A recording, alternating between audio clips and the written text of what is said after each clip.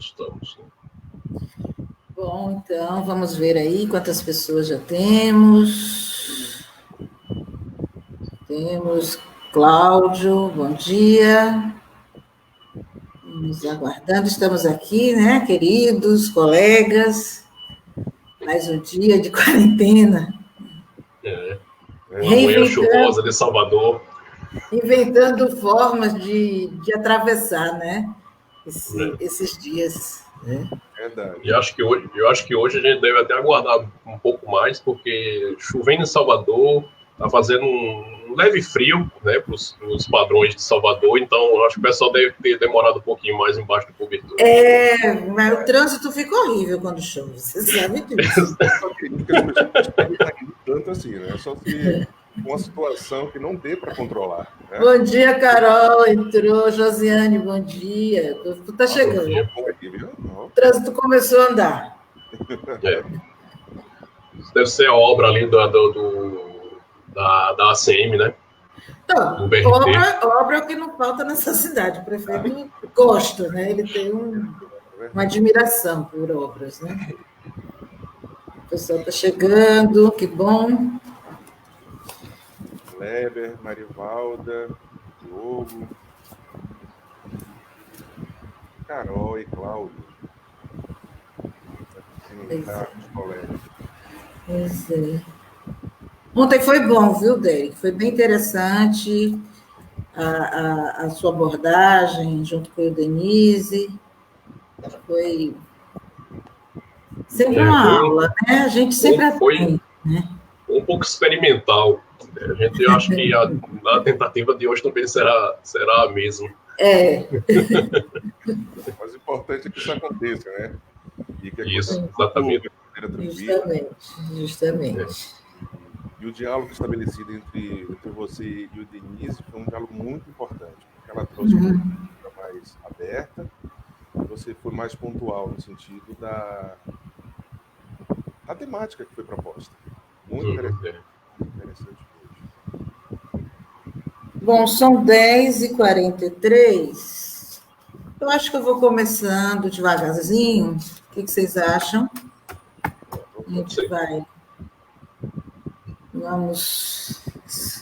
Eu, quando estou dentro, eu quero caminhar, entendeu? Eu já temos a Ivana Severino, que participa bastante. Então, a gente tem aí Carol. Estamos nos adaptando à nova forma de dialogar e debater. Verdade, Carol? Maíra. E é bom, Maíra, legal, né? Colegas. E a gente mata a saudade, pelo menos aqui, nesse momento, eu estou matando saudade dos meus colegas de departamento. Carol está aí pressionando. Começa, Carol. A gente tem uma surpresa. Vamos acontecer. Bom, enfim, gente, bom dia a todas e todos que estão nos assistindo e que irão assistir também, né, futuramente.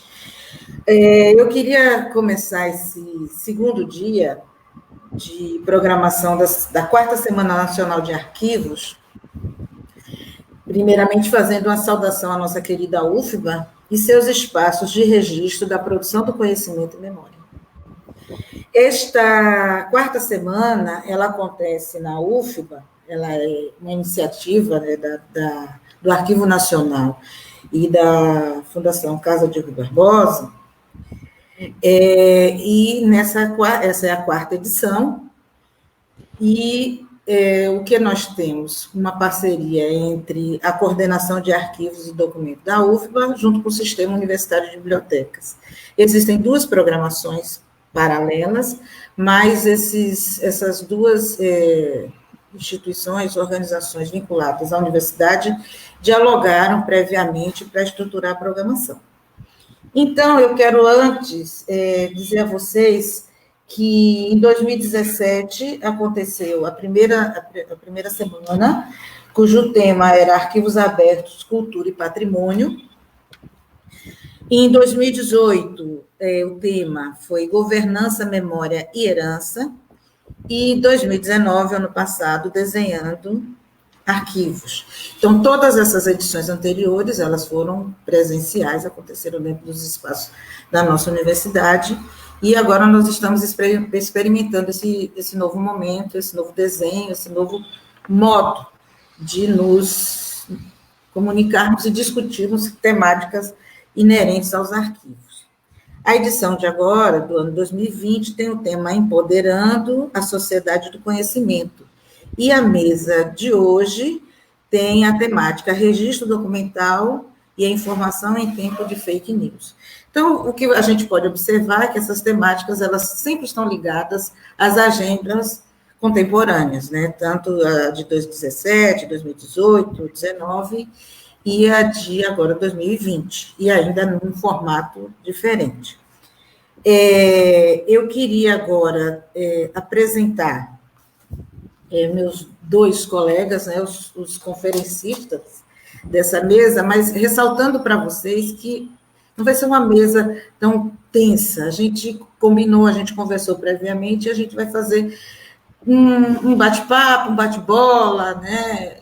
Todos temos interesse nessa temática, e eu acredito que muita gente tem, né? Claro, são temas que entram na nossa, sobretudo nos últimos meses, né? Tem sido discutido muito dentro da administração federal essa questão dos fake news, com processos, enfim, que todos estão acompanhando.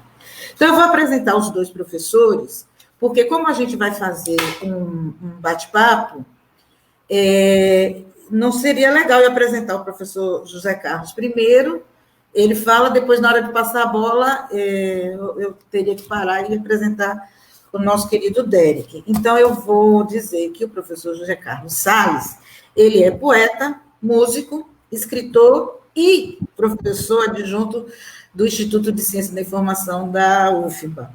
Ele é professor do programa de pós-graduação, né, em Ciência da Informação da nossa universidade, doutor em Ciência da Informação, pós-graduado em Gestão da Comunicação Organizacional Integrada, pelo ICI, lidera um grupo cuja sigla é Compost, eu não vou falar, é muito grande, né, e coordena um laboratório de práticas em psicologia cognitiva e comportamento de usuário, dentre outras coisas. Publica artigos, livros, enfim, é um grande companheiro e uma pessoa muito criativa e ativa.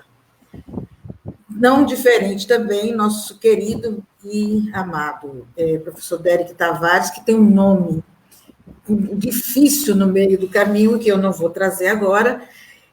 Professor Derek, ele é professor do nosso Instituto de Ciência da Informação, da Universidade Federal da Bahia, também é do Departamento de Documentação e Informação, coordena o colegiado de arquivologia diurno, ele é doutor em Ciência da Informação pela Universidade Federal da Paraíba, bacharel em arquivologia e licenciado em História também pela Universidade Federal da Paraíba, membro pesquisador do Grupo de Estudos e Pesquisa e Mediação e Comunicação da Informação, o GPENSE, também, dentre outras publicações e outras participações ativas no mundo, no universo da ciência da informação e da arquivologia.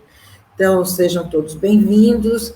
Vamos começar essa conversa, que tem o tema, novamente, registro documental e a informação em tempo de fake news, com o nosso professor José Carlos.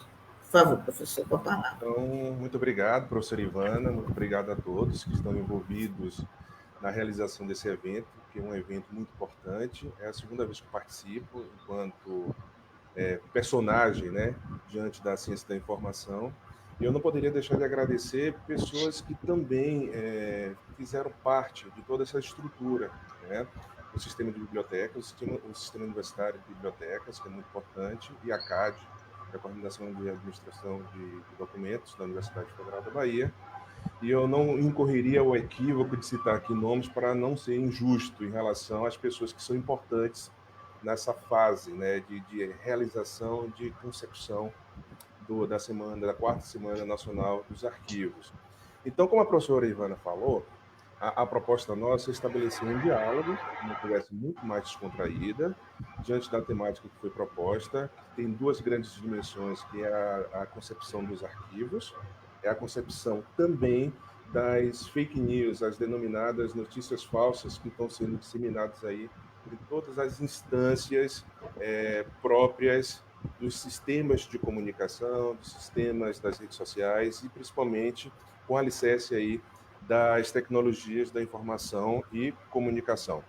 Mas para falar sobre notícias falsas, eu precisarei também recuperar alguns elementos da história, obviamente, da filosofia, um pouco da psicologia, que me interessa bastante, porque eu sou um estudioso da área do comportamento informacional humano, e a partir dessa concepção, nós estamos aí a desenvolver uma nova estratégia em recuperar elementos da psicanálise para justificar os elementos intrínsecos, subjetivos, intrapsíquicos dos indivíduos, né, nesse porte, né, nesse aporte que nós estamos a empreender nos estudos.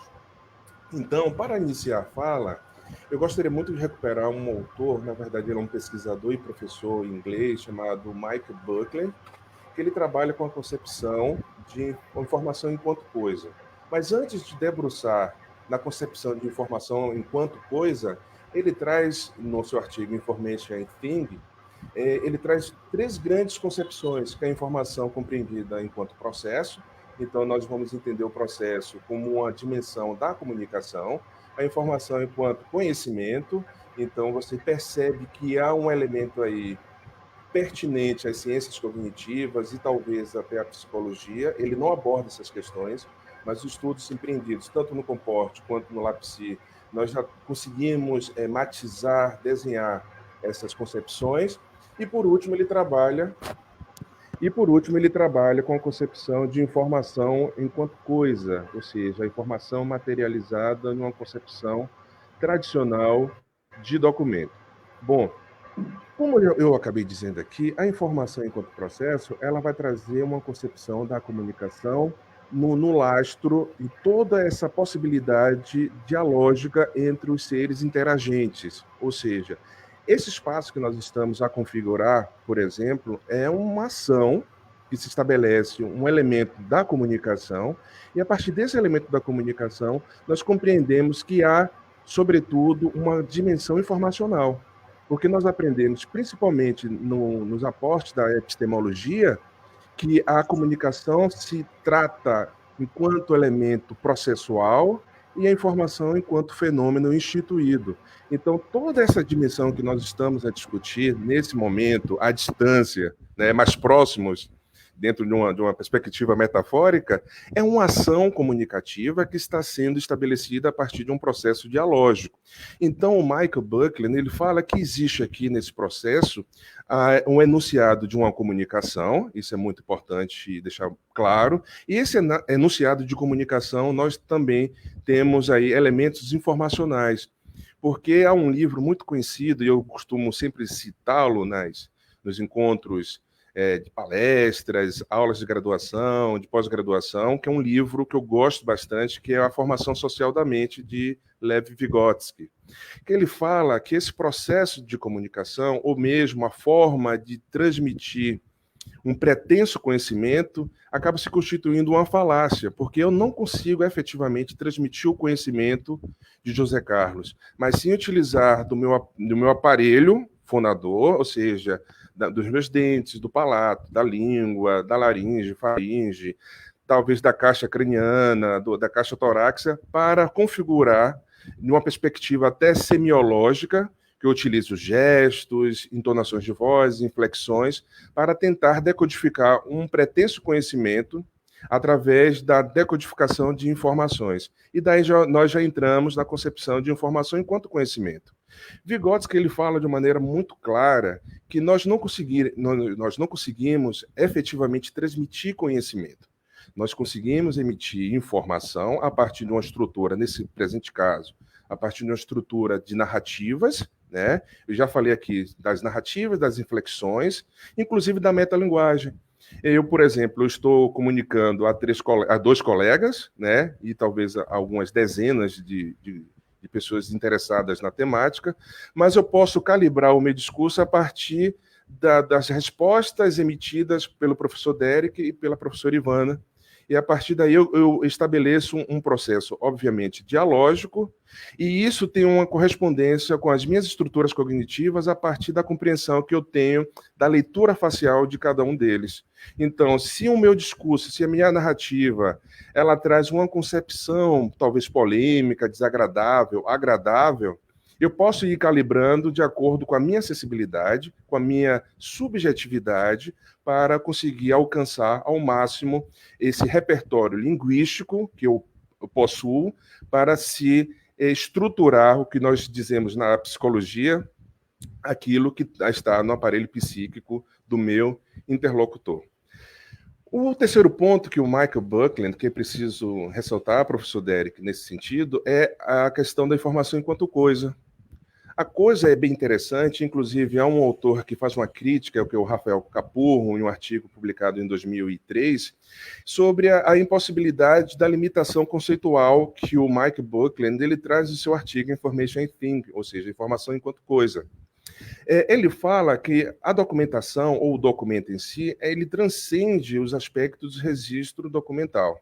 Mas para fins didáticos, inclusive dentro de um prazo de tempo que nós temos aqui, eu preferi adotar essa perspectiva. Derek, inclusive, pode contrapor ou corroborar, isso vai depender da perspectiva epistemológica que ele venha adotar, nessa estrutura de pensamento, mas que o documento, enquanto elemento de registro, ele é fundamental porque ele traz consigo uma perspectiva de dados naquilo que nós compreendemos do âmbito da ciência da informação, ou da biblioteconomia, ou da arquivologia.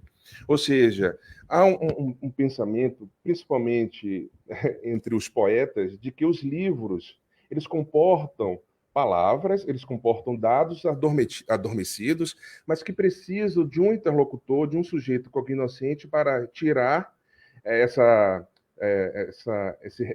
grau de relaxamento das palavras para atribuir um significado, uma contextualização.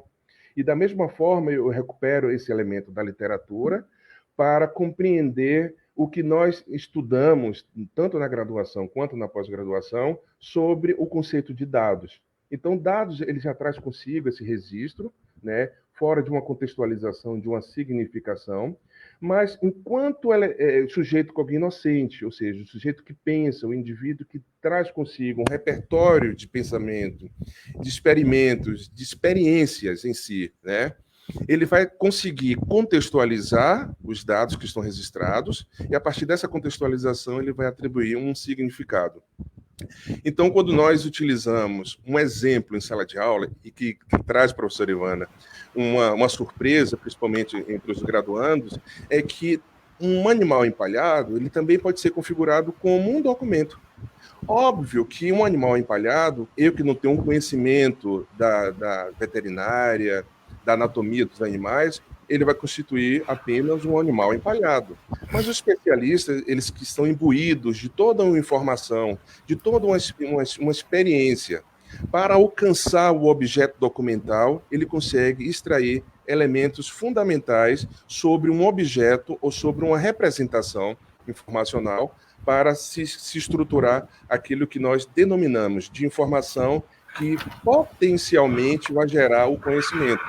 Porque eu acredito que o professor Derek também concorde, que nem todas as informações gerarão conhecimento, né? E para justificar essas questões, eu acabo utilizando também um autor que eu gosto bastante, e tem um livro dificílimo de achar, inclusive em sebo, em livrarias internacionais, no Amazon, que é A Aprendizagem Significativa, de David Ezelbel, que é um psicólogo estadunidense.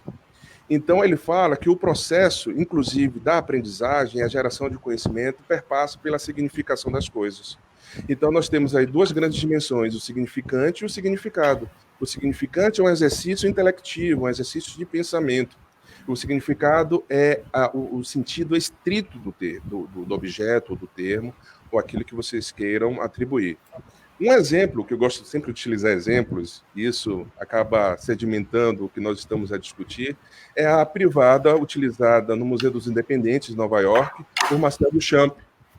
Uma privada que nós utilizamos em casa todos os dias, ele fala assim, agora aqui não é mais uma privada, é um objeto artístico. Então ele faz uma brincadeira entre o significado e o significante a partir de uma atribuição de um quesito informacional. Então, tendo uma dimensão breve, obviamente, né? Nós temos um tempo a cumprir na live, sobre as dimensões de compreensão da informação enquanto processo, conhecimento, enquanto coisa, nós podemos, sim, já ter noções, né, com brevidade, relativas às notícias falsas. Parece o que existe, principalmente nos meios de comunicação, os mais tradicionais, rádio, televisão, jornal, sejam eles impressos ou jornais eletrônicos, que é uma perspectiva contemporânea, as notícias falsas. Mas a disseminação de notícias falsas não é um privilégio e não é uma perspectiva contemporânea, como nós também utilizamos uma estrutura crítica de que a sociedade da informação não é uma sociedade estritamente contemporânea. Então, costumo, principalmente nos artigos que publico, nos encontros da graduação e pós-graduação, de que todos os momentos da história eram sociedades também da informação, cada qual adequada à sua perspectiva e às suas tecnologias. E, para isso, eu vou precisar, inclusive, do apoio do nosso colega Dérica, que é, inclusive, graduado, né? Tem a graduação em História, sobre a pré-história no sentido da disseminação de notícias falsas. Há um autor muito interessante, ele está bem conhecido atualmente, chamado Yuval Noah Harari.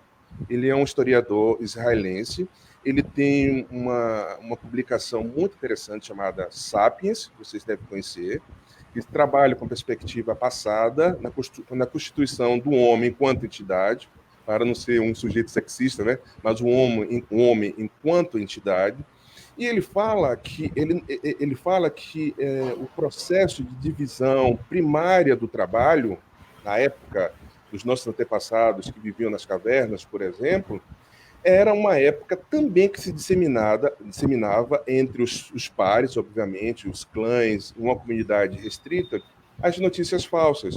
Nós sabemos que havia uma divisão, né, de atividades. Os homens saíam para caçar, né, pescar, e muitas vezes demoravam dias, semanas, meses para retornar, e a mulher, por uma questão, inclusive, biológica da maternidade, era direcionada às atividades de coleta de frutas, de trabalhos de manuseio, artesanais, e o tempo de sobra, que havia uma estrutura não de acúmulo primitivo de capital ou de bens, né? Porque a ideia de capital não existia, mas pelo menos de bens não existia. O que era cultivado, o que era caçado era para o consumo imediato.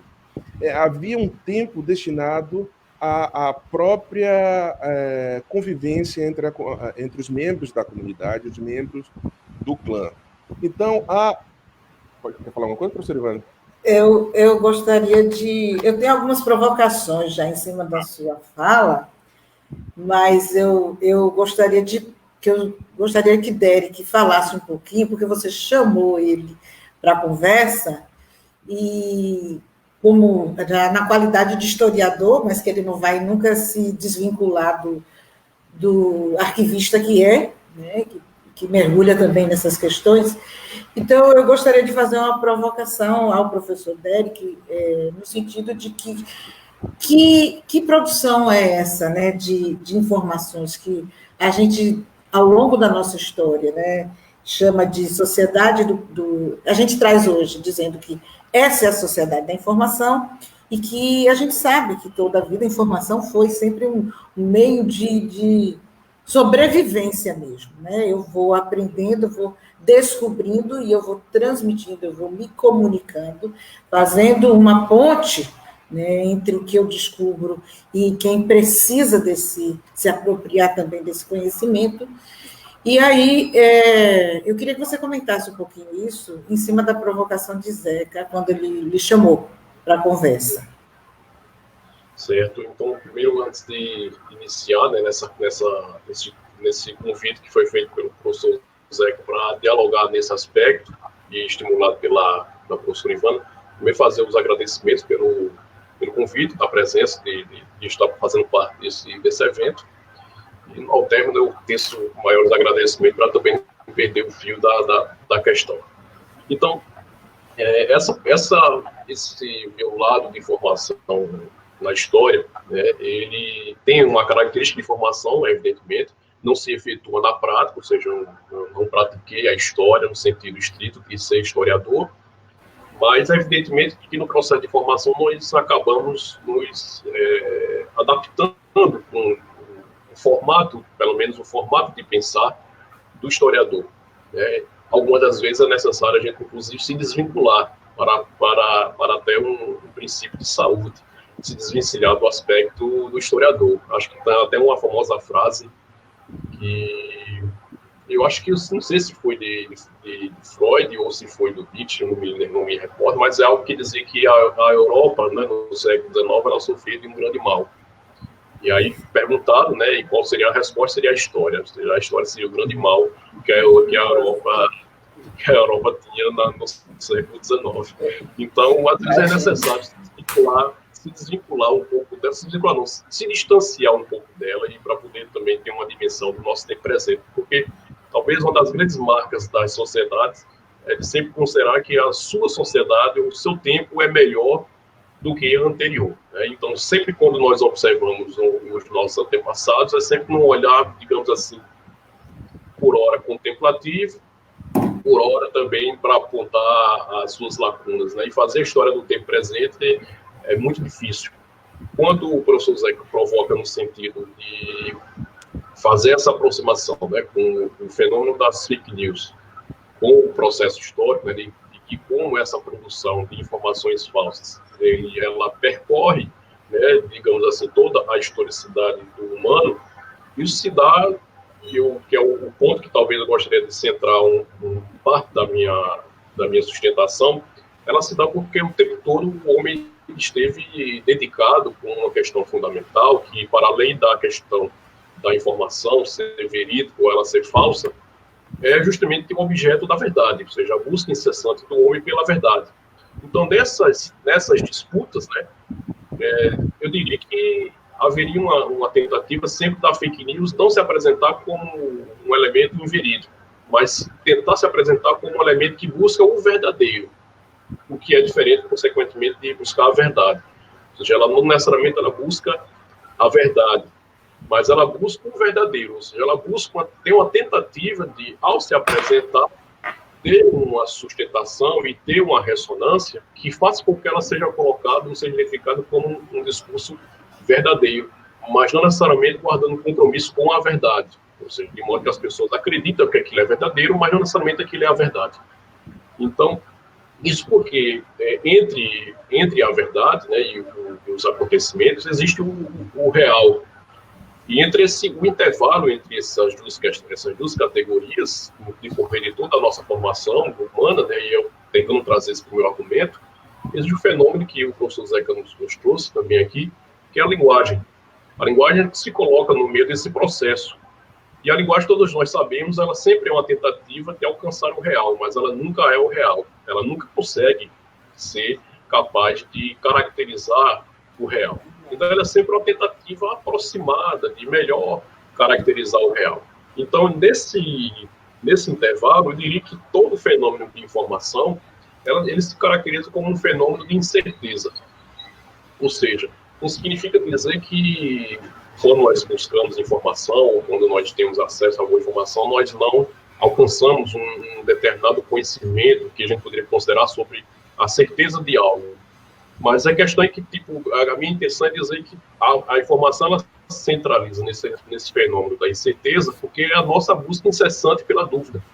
Ou seja, estarmos o tempo todo aptos a acreditar que a verdade ela é uma busca pelo verdadeiro e que logo a informação é sempre essa tentativa o mais próximo possível de, através da linguagem, ela ter consideração pela aproximação, pela certeza, ou também pela verdade.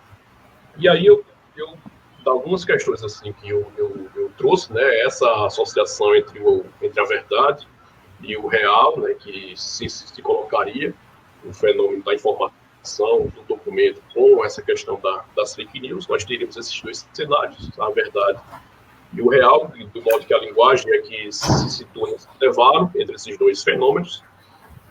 E aí teria, por exemplo, a questão de que nós trabalharíamos no âmbito de regimes de verdade, ou como foi traduzido para a nossa área da ciência da informação, como regimes de informação.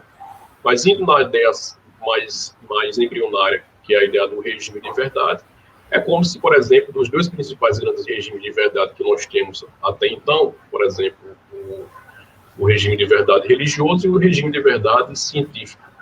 Todos os dois têm, por natureza, a tentativa de sustentar uma verdade a partir das suas verdades, ou seja, a partir de um regime de verdade específico.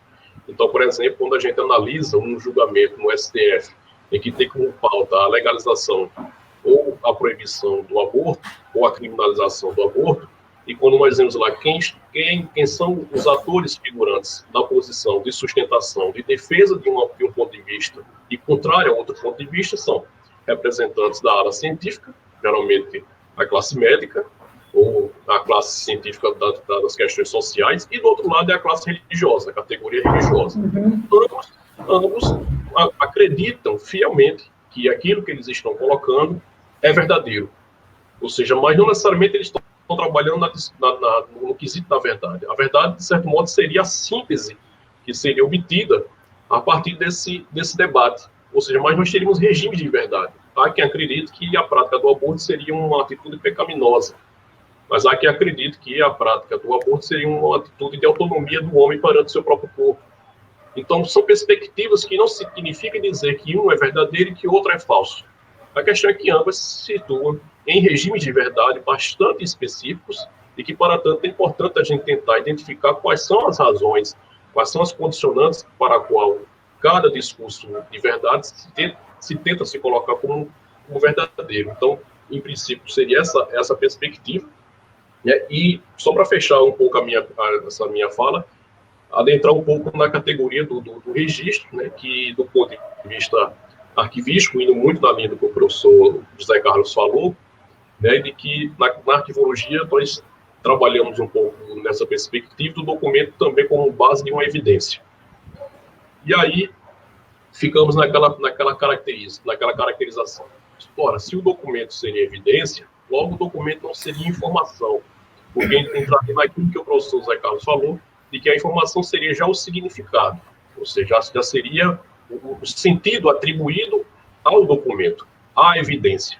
Então, quando a gente analisa que o documento ele seria uma evidência, a gente, de certo modo, teria o entendimento de que o documento, do ponto de vista semiológico, ele seria um sinal que possui capacidades de informação. Ele tem uma capacidade informativa, mas essa capacidade de informar, ela necessita daquilo que o professor Zé Carlos destacou, que é o agente cognoscente. Ele necessita desse intérprete. E esse intérprete vai depender desse documento, ou desse registro, dessa evidência, inúmeras interpretações. Eu, por exemplo, posso pegar uma mancha de sangue numa camisa de uma pessoa que simplesmente esteve presente numa cena de um crime. Ora, aquele sangue é um registro informacional, mas o significado que eu vou dar àquele sangue pode ser os mais variados possíveis. Eu posso fazer uma extração do DNA para saber de quem é aquele sangue, eu posso fazer um teste de compatibilidade sanguínea para saber qual é o tipo sanguíneo daquela pessoa, ou seja, já vai ser um outro significado. Eu posso querer saber se aquela pessoa tem alguma doença contagiosa, já é um outro significado.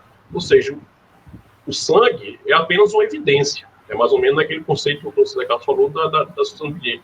Ou seja, haverá sempre a necessidade de um agente interpretativo. E aí, como a gente falou aqui, né?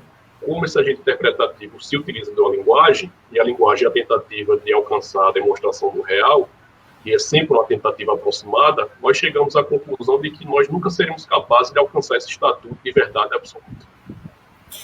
Posso interferir mais uma vez? Bem claro. Em cima disso aí que vocês estão falando, eu vou trazer para vocês uma questão para reflexão. Primeiro, se mente muito no Brasil? Bom, se mente muito no Brasil, né? As fake news se propagam, a gente sabe, há um discurso, e a gente sabe que isso é provado, né? Pode ser comprovado, que existem robôs, que disseminam notícias não verdadeiras, notícias falsas. Mas acontece que essas notícias, elas se estabelecem porque as pessoas, né, vão acreditar na notícia. Então, eu queria que vocês comentassem isso. É a questão do intérprete, existe uma informação, existem os robôs que vão aí, né, replicar, né, de uma maneira exponencial essas informações. Mas, professor Zé Carlos, me diga aí, o que você acha desse sujeito, desse intérprete que se esconde, né, que muitos estão se escondendo atrás dos robôs, né? Mas a informação está chegando na casa das pessoas e sendo replicada, compartilhada.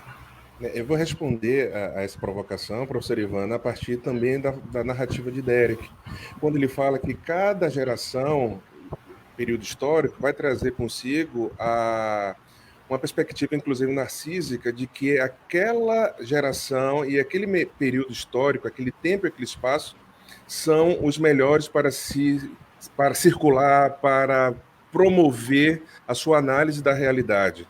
Então, quando o professor Derek fala sobre os regimes de informação, que vai falar que tem uma perspectiva, inclusive, incipiente. Esse incipiente é com C, eu sempre brinco com meus discentes.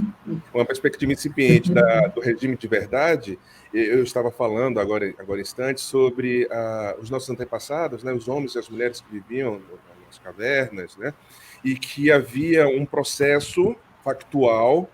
E isso a psicologia evolucionista e a psicologia sociocultural também apregam, afirmam sobre essas categorias, de que a partir de um elemento factual, ou seja, uma informação que efetivamente aconteceu, e entre aquela informação que aconteceu e uma informação imaginada, surgiu o que nós denominamos de fofoca. Quem fala isso não é José Carlos Salles, e sim é um historiador que havia citado aqui em instantes, que é o Yuval Noah Harari.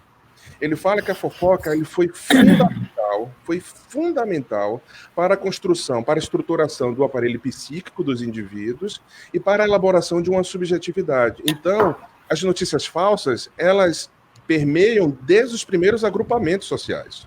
Então, aquilo que eu não consigo compreender, né, efetivamente, eu vou utilizar de um recurso cognitivo para avançar um pouco mais, para tentar, o que Derek falou aí agora, para tentar apreender, mesmo que momentaneamente, a realidade. Então, a realidade nunca pode ser apreendida ou apropriada. A realidade é sempre fugidia.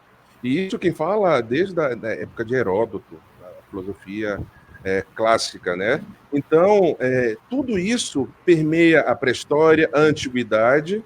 Quando nós pensamos a criação dos mitos, os mitos é uma possibilidade de construção imagética de uma realidade, né? O mito é uma tentativa de explicação de uma realidade imediata, uma realidade natural, porque eu não sei porque uma planta nasce, ou porque a chuva cai, precipita, ou porque tem trovões ou raios, eu não sei. Eu preciso utilizar de um recurso de pensamento, um recurso imagético, para construir a minha perspectiva. E daí vem os pré-socráticos, que não, talvez a gente possa abrir um debate a posteriori. Tem os pré-socráticos com a tentativa de refutar parcialmente essa perspectiva mitológica, que é justamente entender a natureza no plano lógico, né, e sistemático, e tem os socráticos, os entruros, os epicuristas, os estoicos, mas isso aí a gente pode debater a posteriori. Então, vocês estão percebendo, e Derek, e a audiência à distância, e a professora Ivana, que as notícias falsas, elas são em parte intrínseca das sociedades. A Idade Média, por exemplo, nós tivemos a informação enquanto insumo hegemônico de controle e de poder. Percebe? As notícias falsas eram disseminadas. Nunca na história da humanidade pessoas eram perseguidas por notícias que eram disseminadas, notícias falseadas, que eram disseminadas para manter um determinado poder, que era o poder institucional da Igreja Católica. E isso vai transcorrer tanto na modernidade, quando há uma perspectiva mais consolidada da cientificidade, né? E nós já sabemos que a ciência nasce efetivamente das estruturas do senso comum, e depois, a partir da Revolução Francesa, de 1789, é que vai trazer uma outra concepção, porque o que eles estavam entendendo naquele período era uma equalização de liberdade, fraternidade e igualdade. Mas quando nós falamos esses três pilares que vão engendrar uma sociedade contemporânea, inclusive a formação do pensamento ocidental, é que nós vamos entender o que está por trás aí uma educação pública de qualidade. É isso que nós defendemos enquanto sujeitos intelectivos, professores, pesquisadores, e é isso também que nós sensibilizamos com as nossas turmas de graduação em arquivologia, biblioteconomia e documentação, e as nossas turmas de mestrado em ciência da informação, que é o mestrado e o doutorado. Então, tudo isso que vocês conseguiram perceber, as notícias falsas, ela é partícipe, ela é paralela com as sociedades humanas. Mas o que houve na contemporaneidade, principalmente com essa concepção que nós tivemos a partir de 1789, é que em 2016, o Oxford Dictionary, o dicionário da Oxford, que vai indicar que o termo fake news, que nós conhecemos como notícias falsas, foi um termo mais recorrente dentre os termos circulados naquele ano.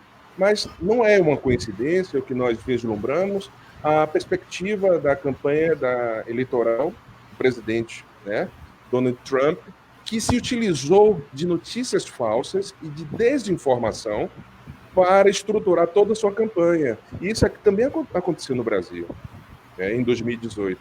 E, inclusive, o Supremo Tribunal Federal já está no processo de análise, de investigação, de que houve, como a professora Ivana falou, houve uma estrutura tecnológica para indicar que os robôs disseminavam notícias falsas para depreciar um determinado grupo social ou determinado candidato. Mas há um dramaturgo sérvio-americano que publicou em 92, no periódico The Nation, um artigo que é pouco conhecido, mas que acaba sendo, para quem estuda as notícias falsas, uma base muito essencial para se compreender esse fenômeno, que é um artigo intitulado Um Governo de Mentiras, a Government Liars. Ele fala, nesse sentido, que os governos estão lançando, já em 92, né? Quantos anos? 28 anos. Já em 92, ele fala que os governos lançam a mão, eles se utilizam de notícias falsas para angariar aí os recursos próprios para se eleger, para depreciar um determinado candidato e mesmo para estruturar o seu poderio diante de uma sociedade que era uma sociedade que muitos discutiam enquanto uma sociedade da informação, mas que hoje nós entendemos que todas as sociedades eram sociedades da informação, mas nós a compreendemos enquanto informação devido, de acordo com Bernard Sorge, enquanto os aportes tecnológicos, enquanto a estrutura tecnológica, né?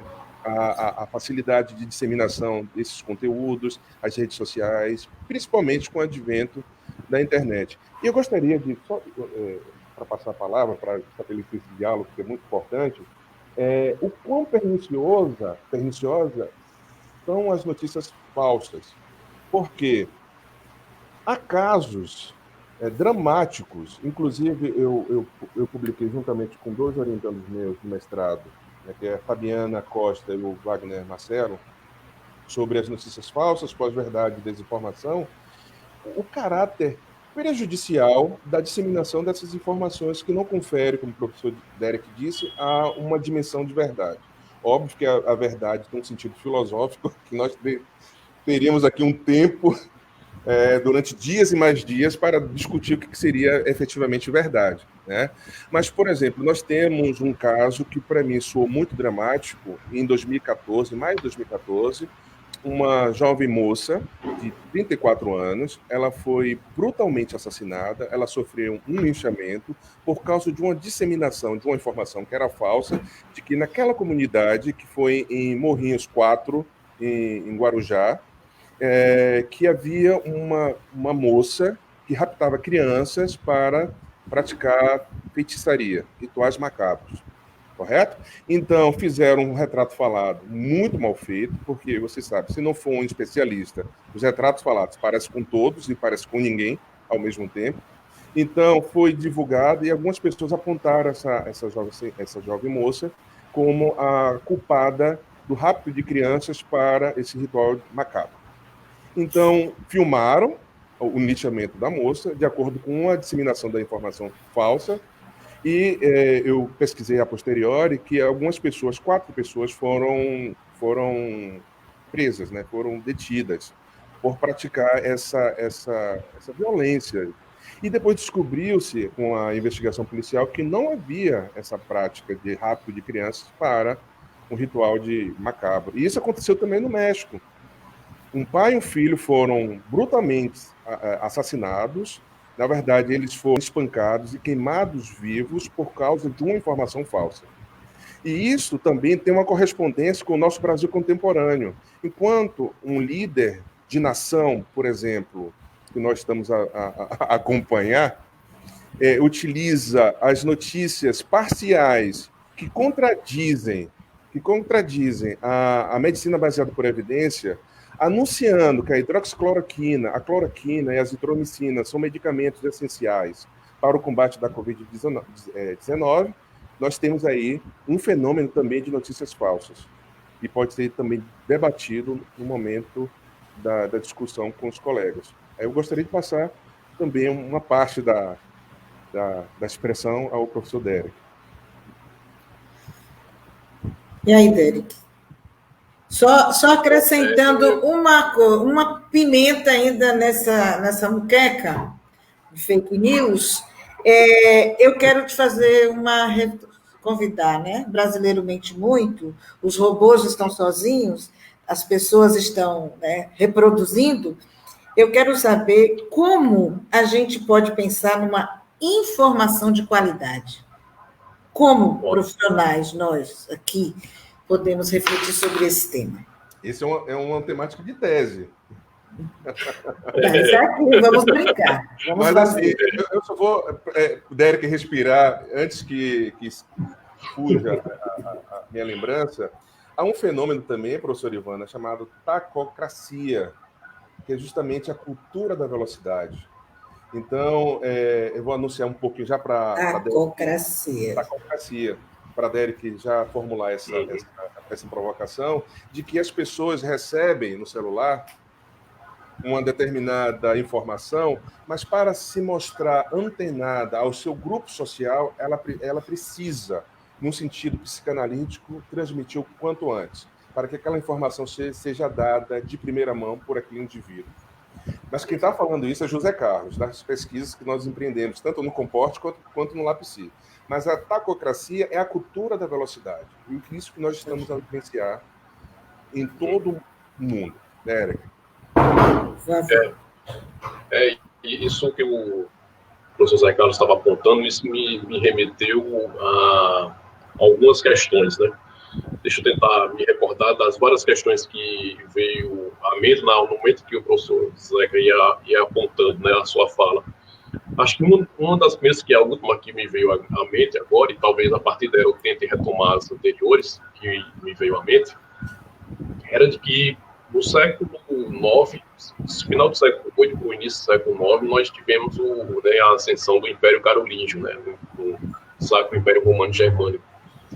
E nesse período do Império Carolíngio, né, onde se teve uma prática do direito, porque eu acho que é muito próximo essa questão da informação e das fake news do debate do direito, porque ele aproxima esse aspecto da validação da informação para fins de benefício à sociedade, ou seja, a informação ela é válida desde que ela promova o bem-estar social. Aí, dentro daquele exemplo que o professor Ricardo falou, se ela é uma informação, mas ela oferece risco à sociedade, ela não deve ser veiculada e seus responsáveis devem ser localizados e até certo ponto, responsabilizados. Então, a questão da informação, ela também tangencia o elemento do direito. E aí eu me lembro que no direito carolíngio, era muito interessante que havia algumas práticas de análise do direito, na época, de condenação, que foi denominada a prática dos ordários. E uma dissertação, uma tese de uma pesquisadora de São Paulo, ela fez toda uma análise desses documentos da época, em que trazia todos os relatos, né, os documentos jurídicos em que narrava-se os processos penais da época. Então, evidentemente, na época se invocava, né, o ordário é justamente a invocação do juízo divino nas práticas humanas. Então, imagine a situação em alguns processos em que, de repente, chegava um camarada e dizia que o seu vizinho havia lhe roubado uma vaca. Então, ele tinha acusação, ou seja, ele tinha uma informação acerca daquilo, ele acusava o outro negava. Não, eu não roubei. E ficava essa contenda, essa disputa de quem, de fato, possui a verdade. Se é o acusador ou o acusado.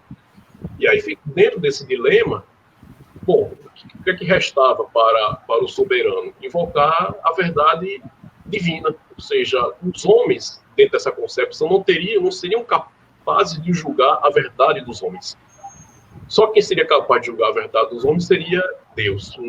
E aí, por intermédio do rei, né, ele iria presenciar ali, iria demonstrar. Então, havia várias práticas para você tentar fazer essa demonstração. Então, por exemplo, havia uma que era uma prova, que era chamada da prova da cruz, em que as duas pessoas ficariam posicionadas na posição da cruz. O primeiro que abaixasse os braços estava com a verdade.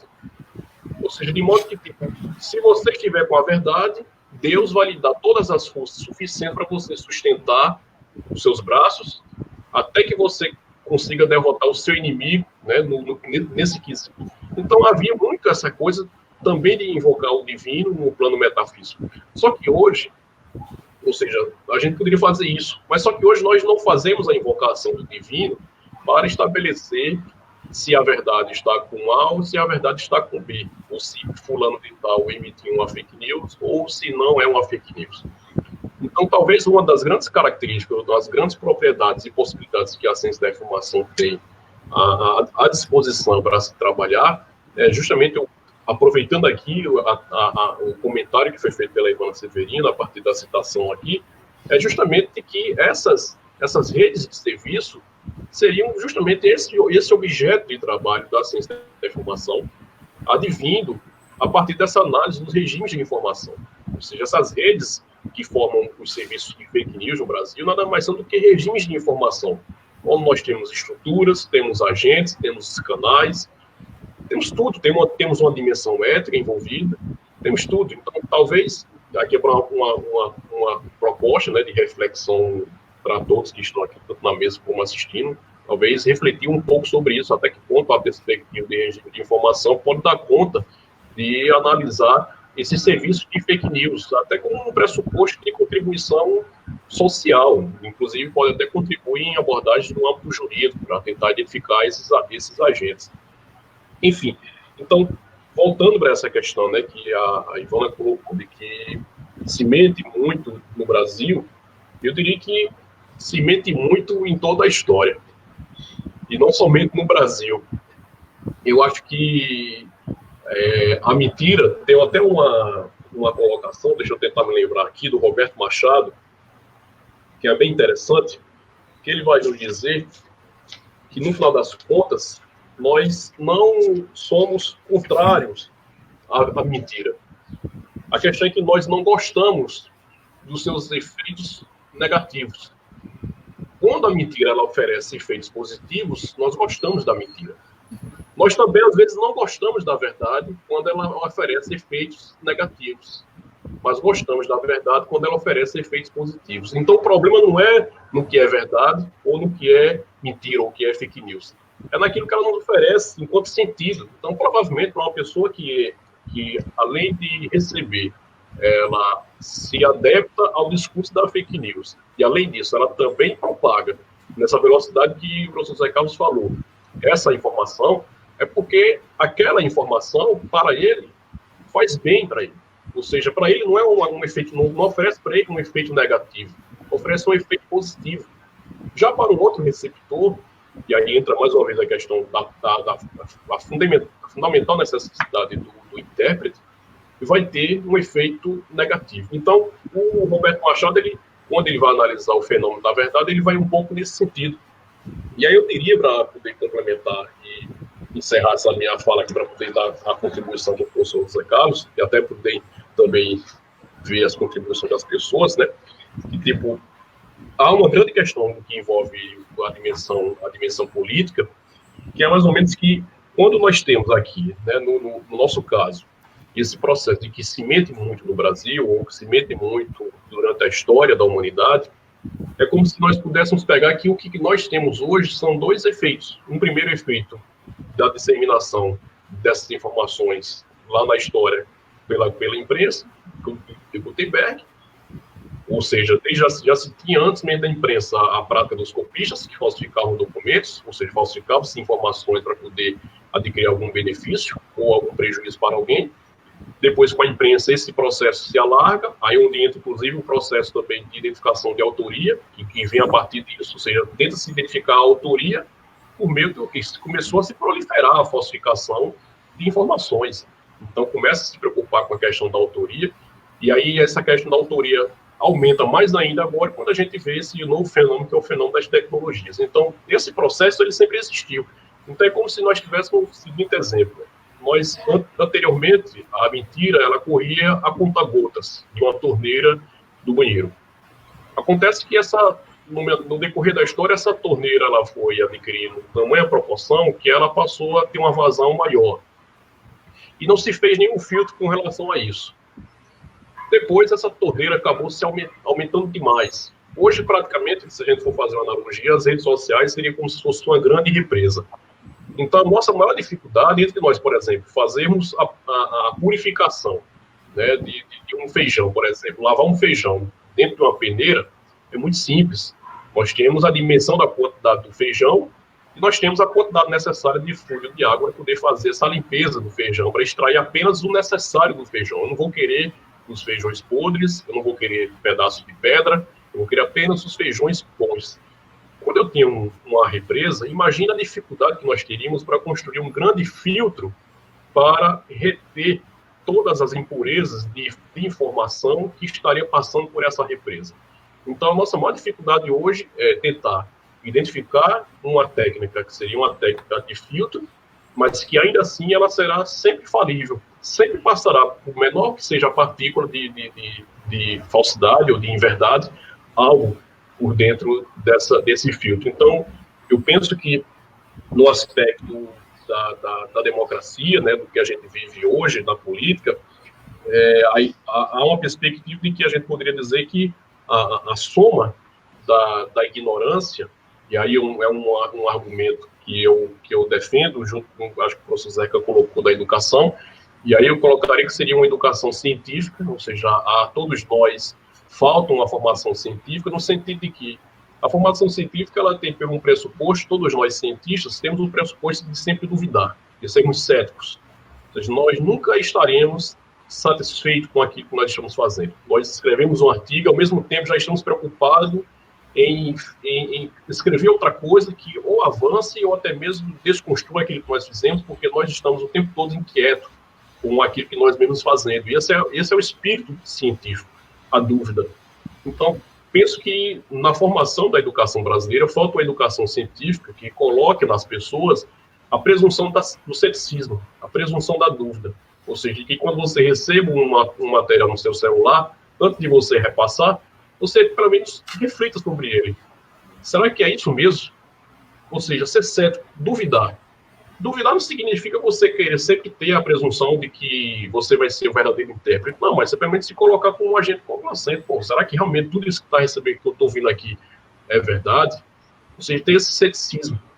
Então, eu colocaria que, por exemplo, a soma da ignorância, né, que é essa ausência de ceticismo na nossa sociedade, junto com esse avanço tecnológico, ele talvez seja o maior provocador dos riscos à nossa democracia, porque nós temos essa completa ignorância no formato educacional e um aumento vertiginoso de informações sem que nós tenhamos qualquer habilidade ou qualquer formação para poder depreender essas informações. Então, eu diria que o nosso maior problema não é um problema informacional, mas é um problema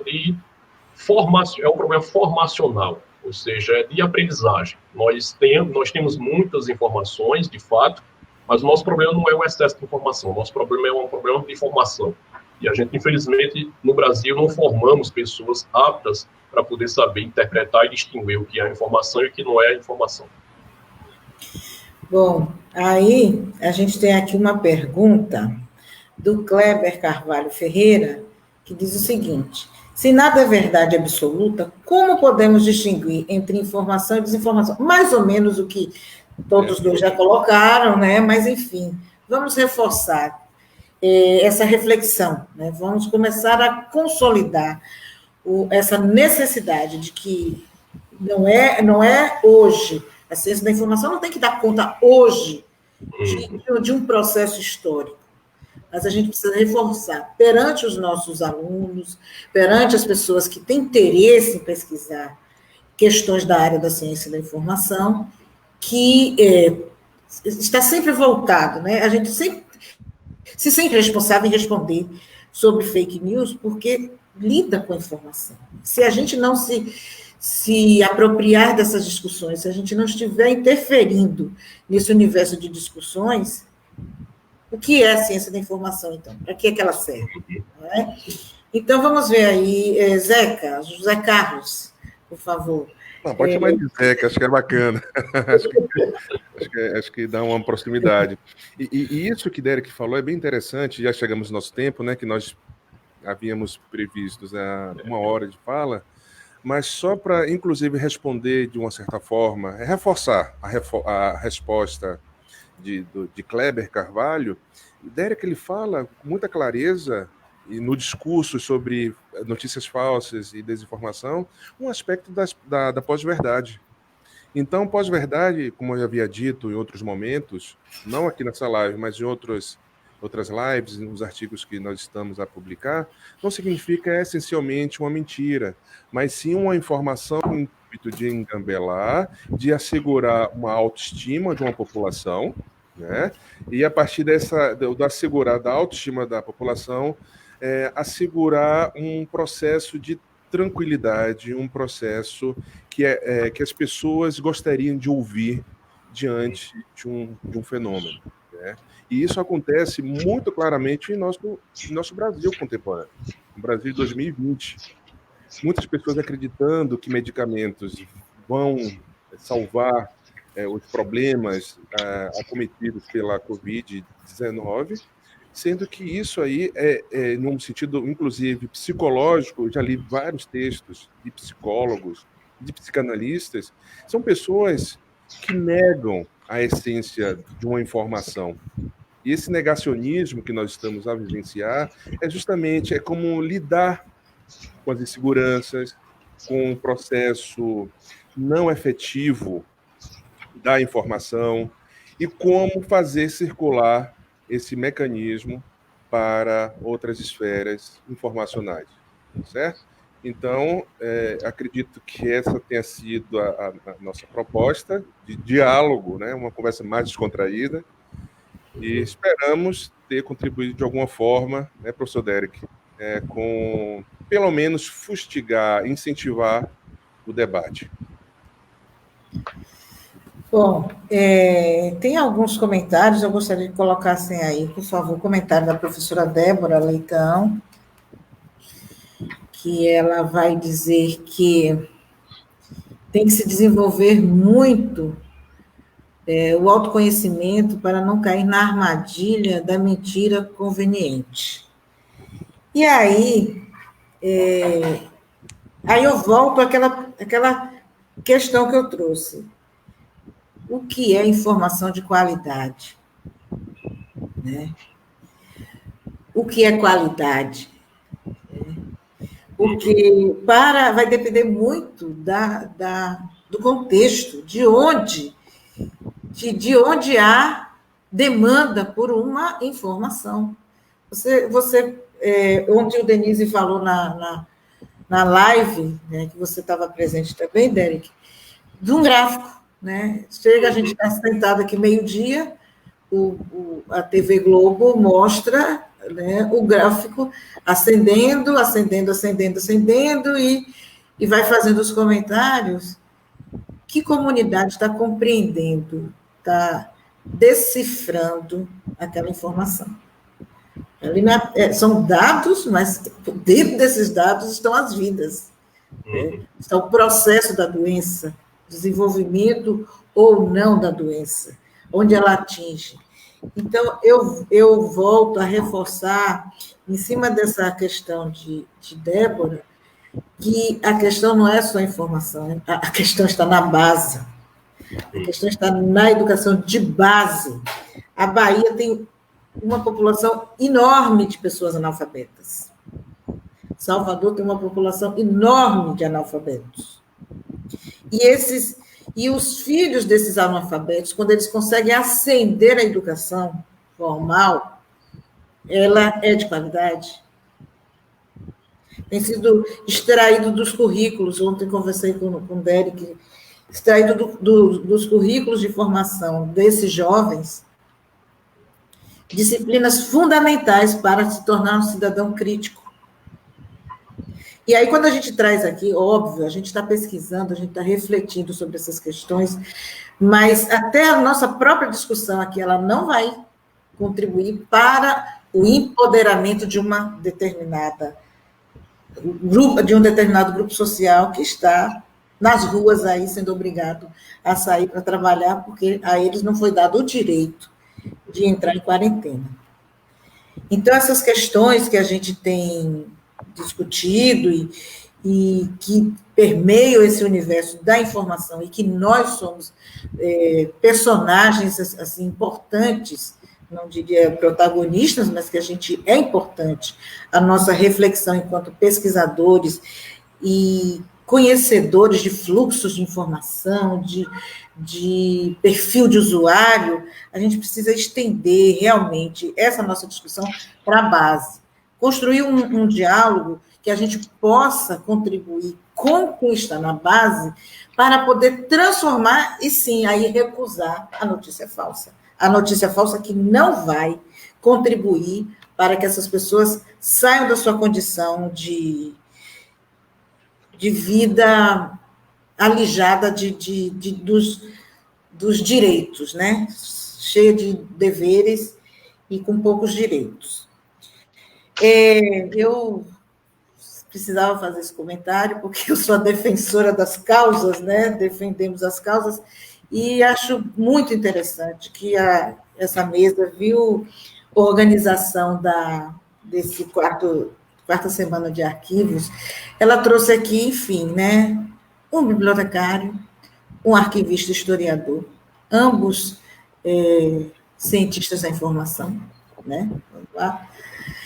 Mas que a nossa discussão permeou a ciência da informação, claro, que é a nossa ferramenta principal de reflexão, mas tanto o professor Derek quanto o professor Zé Carlos, eles vão além, eles vão a outras disciplinas para poder justificar suas pesquisas e seus pensamentos.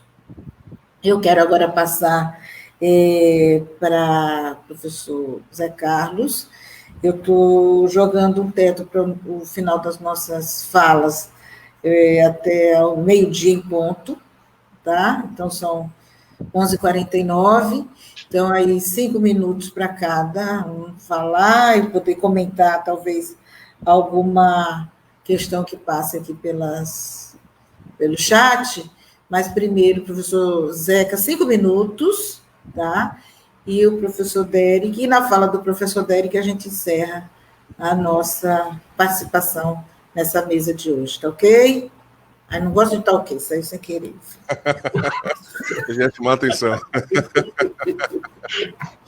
Então é isso. É importante deixar claro, pelo menos nesse curto espaço de discussão, de conversa que nós tivemos aqui, que a questão do registro documental, ele permeia a história da humanidade, né? Principalmente as notícias falsas também andam em paralelo com essas perspectivas que nós estamos a discutir. Como você mesma disse, professora Ivana, eu não consigo pensar a ciência da informação sem lançar mão da história, da psicologia, da psicanálise, da antropologia, de outras disciplinas que façam com que a minha compreensão amplifique para que eu possa efetivamente desenvolver as pesquisas, correto? Então, assim, nós estamos diante de um grande desafio Aqui eu tenho observado, inclusive, algumas provocações da professora Bruna Lessa, professora Denise, de novo, falando sobre essa dimensão, sobre as competências informacionais, que deveriam ser dimensões discutidas, circuladas e aventadas desde a educação básica, e nós ainda não vislumbramos essa perspectiva. Então, tudo isso traz uma consequência na fase adulta, e é uma consequência que nós também percebemos na problemática da participação política, que é uma temática que eu pesquiso desde a especialização até o mestrado. Depois eu perco o interesse e avanço para o doutorado numa perspectiva mais da psicologia.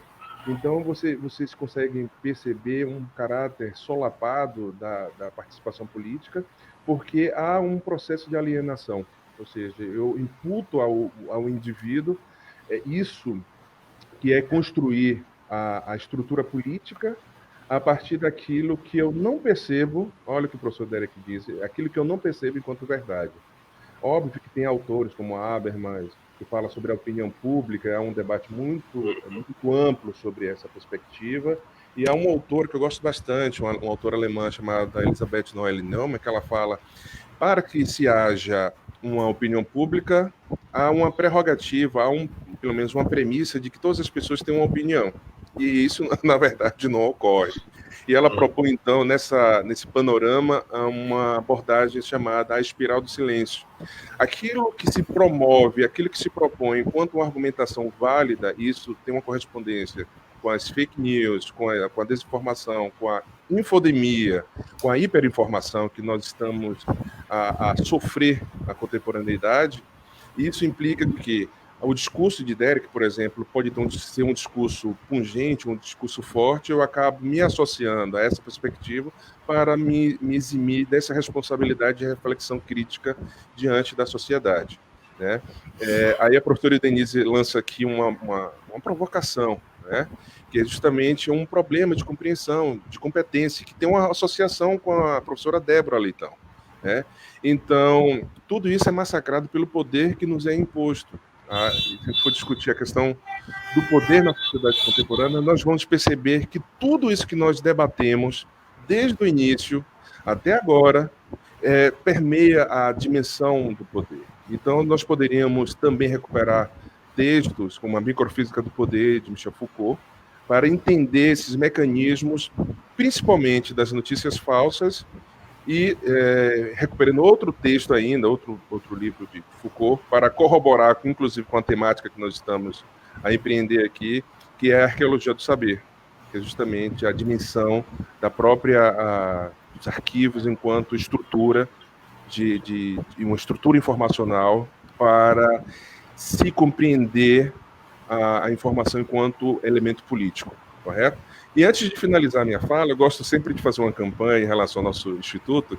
Para quem não conhece o curso de arquivologia e quem não conhece o curso de biblioteconomia e documentação, eu convido a todos a entrar no site, vislumbrar as disciplinas da matriz curricular. E quem já tem a graduação, tanto em biblioteconomia, arquivologia e documentação, ou outra graduação, mas que se interessa em ciência da informação, eu faço também, professor Ivano, um convite a visitar o nosso site, o site do PPGCI, que é o Programa de Pós-Graduação em Ciência da Informação, para conhecer um pouco o nosso mestrado e doutorado, correto? Então, nós estamos de braços abertos, a nossa intenção é ampliar esse debate para que nós possamos efetivamente compreender esses graus de complexidade da sociedade. Então, encerro minha fala agradecendo a participação do professor Derek, agradecendo o medeio da professora Ivana e a audiência que está aqui nos incentivando, como sempre. As pessoas são muito gentis em participar, em provocar e trazer consigo as dúvidas e as considerações. Muito obrigado.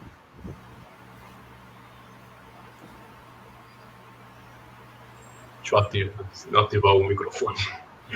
Bom, então, também fazendo o encerramento, antes de fazer as palavras de encerramento propriamente dito, eu vou só tecer apenas mais alguns comentários dentro do que foi colocado aqui pelas pessoas, né, aqui nos comentários, e também ainda pegando o gancho nas palavras do professor Zé Carlos. e do que a professora Ivana falou, que foi muito importante a colocação, que eu acho que nós vivemos um período que é um período de um negacionismo, né? Ou seja, o Nietzsche coloca que infelizmente nós vivemos sob um tipo de moral que ele denomina de moral escravo em detrimento de uma moral nobre. Claro que esses dois termos não estão associados a questões econômicas ou questões de sujeição dos indivíduos. Mas, ou a gente poderia dizer uma moral forte e uma moral fraca, para melhor ficar explicado. Então, infelizmente, quando o Nietzsche coloca que nós vivemos numa moral fraca, é justamente essa moral que não tem a tentativa pelo criativo, não tem a tentativa para criar, mas tem uma tentativa para negar, tem uma tentativa para sempre, de certo modo, se manter inferior àquilo que já se é inferior. Então, tem até uma passagem no Zaratustra que, quando ele estava caminhando por um vale, e ele encontra uma série de casas. E aí ele vê que todas as casas são muito pequenas. E aí ele para assim e diz, nossa, essas casas são tão pequenas, realmente todos esses animais são seres muito inferiores, porque suas habitações são tão pequenas, ou seja, ele gostaria que os homens tivessem casas gigantescas, ele queria como sempre fosse cada vez mais. E a impressão que eu tenho quando a gente vive esses momentos de negacionismo, que, por exemplo, é quase que absurdo você, em pleno século XXI, ter pessoas que sustentam a tese de que a Terra é plana. Então, é um negacionismo completo. Então, a gente, infelizmente, vive num cenário em que o protagonismo, ele não basta ser apenas um protagonismo, no sentido de que o sujeito se coloca dentro daquela perspectiva do liberalismo, ele é autossuficiente. Ele é responsável por si, não somente para produzir conhecimento, como também para disseminar conhecimento, enfim. Esse protagonismo, na minha perspectiva, ele tem que ser um protagonismo responsável, dentro daquilo que a gente vem discutindo, dentro de uma formação de uma base de educação científica, porque aquilo que se faz dentro da vida possui as suas consequências, né?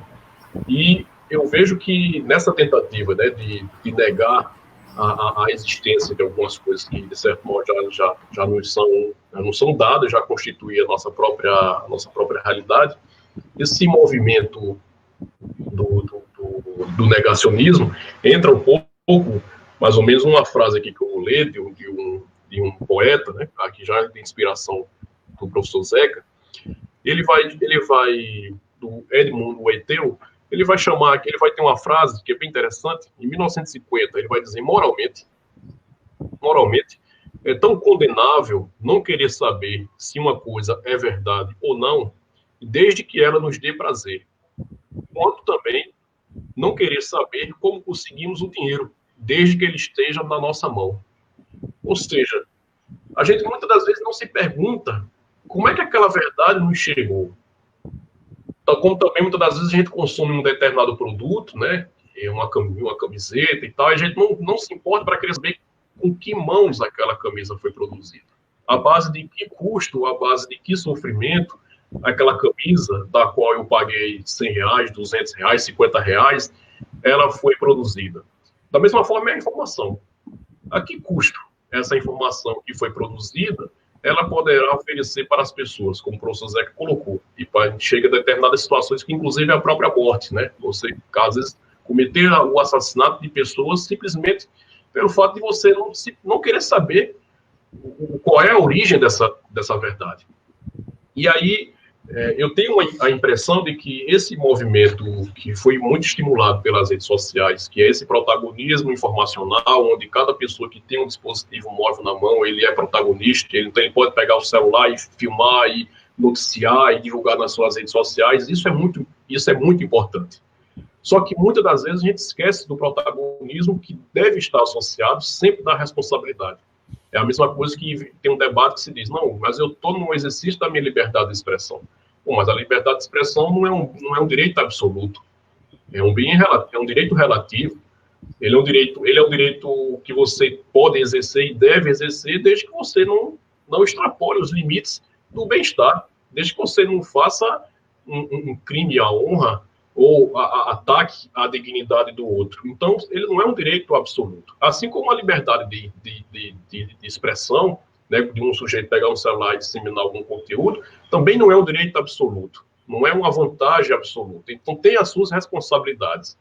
Então, eu penso que esse movimento de expansão das redes sociais, associado a esse protagonismo informacional dos sujeitos, dos agentes, ele vive nesse momento, e aí talvez para encerrar com uma reflexão para todos aqui que ficam, no nosso atual momento, e aí é sempre interessante isso que o professor Zeca colocou, de tentar sempre perceber que em todas as relações existem as forças, existem os poderes por trás, verificar que nesse atual momento, nós temos sempre aquela questão, inclusive circulando as propagandas, né? Cheque os fatos, cheque as fontes. O que é que se quer dizer, no final das contas, com tudo isso? É que apenas algumas pessoas estão autorizadas a dizer o que é fato, a dizer o que é verdade. Então, entra um pouco na linha do pensamento da professora Marlene Chauí, quando ela fala do discurso competente. Nem todo mundo será competente para falar ou ouvir qualquer coisa em qualquer momento, em qualquer circunstância. Então, o que a gente assiste também nesse momento é necessário a gente estar atento para essas questões, porque a gente também não pode abrir mão da nossa liberdade de expressão informativa para um retorno dos controles informacionais por meio dos aparelhos ideológicos de informação, como é a mídia tradicional. Ou seja, se o professor Zé Carlos noticia um fato na sua rede social e as pessoas vão checar lá, mas foi o professor Zé Carlos que disse. E aí, bom, mas se aí a mesma informação que o professor Zé Carlos noticiou está noticiada no G1, da Globo News. Ah, mas aí eu acredito porque agora foi a Globo News que noticiou. Ou seja, eu não acreditava no que o professor Zé Carlos dizia porque simplesmente ele não teria a credibilidade da fonte. Então, a gente também tem que estar atento a essa questão, que há por detrás uma relação de poder, para que nós devemos exercer o nosso direito à liberdade de expressão comunicativa, informacional, com a responsabilidade inerente, mas também estar atento para os riscos que também nós podemos estar absolvendo em estabelecer que a predominância do fato ou da relevância do fato apenas está a cargo dos controles midiáticos convencionais. Então, eu acho que eu fecharia mais ou menos nesse sentido, agradecendo mais uma vez, deixando essa provocação e agradecendo mais uma vez o convite que foi formulado, a presença aqui do professor Zé Carlos, da professora Ivana e das demais pessoas que estão nos acompanhando.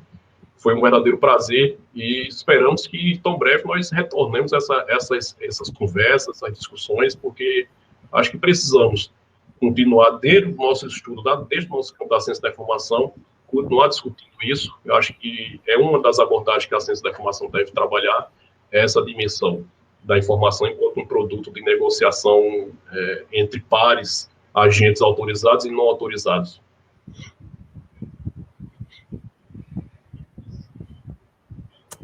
Muito obrigado. Até a próxima. Vamos lá. Obrigado, foi maravilhoso. Obrigada, gente, pela participação. Viu? Até a próxima, em breve. E tem mais programação aí pela quarta semana, hein, gente? Tchau. Valeu.